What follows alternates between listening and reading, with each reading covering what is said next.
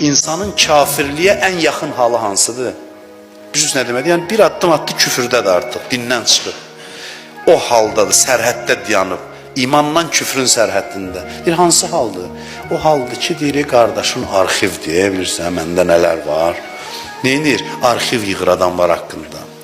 Mömin qardaş haqqında deyir, yazım yaddaşa, bir gün gələr vuraram. Lazım hələ yox, vaxtı çatar, birdən bir yerdə bərk danışar, deyərəm, səssiz sal, filan vaxtı filan şey. Deyir, bu kafirə bərabər haldır bunun halı. Sən nə işlə məşğulsan? Sən işin adı nədir? Sən nə işə ömrü hədər edirsən? Adamları cəzalandırmaq, adamların eybini yadda saxlayıb üzə vurmaq.